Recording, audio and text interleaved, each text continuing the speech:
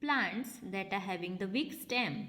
There are some plants like grapevine, peas and beans that have very weak stems. Now children, this type of plants, they are having the very weak stem. They cannot stand straight. They need some support like walls, stick, etc. to grow straight. They are known as climbers. Look at this picture children. This is a plant of pea. Can you see? They need the support of a stick or a bamboo because they are having very weak stem. So they need the support to grow. Now another type of plant is some plants with a weak stem grow along the ground. They are known as creepers. For example, pumpkin, gourd, melon and muskmelon plants are common creepers. See children, here a pumpkin plant is given. So it grows along the ground. So they are known as the creepers. Another example of creeper can be the watermelon also. Watermelon, it also grow along the ground. So it is also a creeper. Now children, our next topic is parts of a plant. A plant has many parts. The roots grow underground and holds the plant firmly to the ground. They absorb water and nutrients from the soil for the whole plant.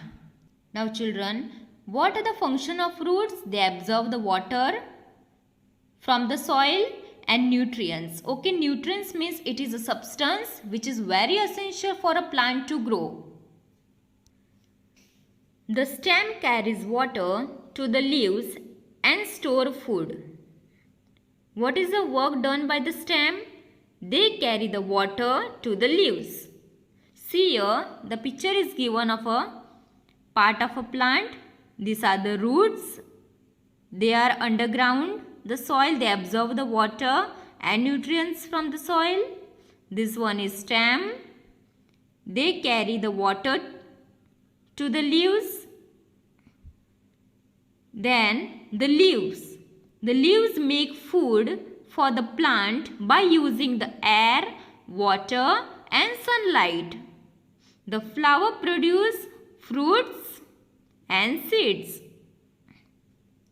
A fruit may contain one or many seeds inside it. Children, you know that fruits are having the many seeds. Some fruits are having the single seed and some fruits are having many seeds inside them. Okay. Now children, see here the parts of a plant. Remember it. This one is roots, stem, leaf, fruit and flower. Now children, pay attention here. The seed contain a baby plant inside it which grows into a new plant when it get the right amount of air, water, sunlight and a good soil. As I told you earlier also that what a new plant need? A new plant need a right amount of air, water, sunlight and a good fertile soil. See children, here a fruit is there. Which fruit is this? Yes, very good. It is an apple. So if you cut the apple from between, what you can see inside it? You can see the black color seeds. Okay, so this is called the seed. Now children, you all know that plants are very useful for us. The life without plants are nothing. So let's see how they are useful to us. Uses of plants. Plants are useful to us in many ways. So let us see first one. They give us fruits, vegetables and grains to eat. Very important. If you will not get food, then how you will survive? Okay.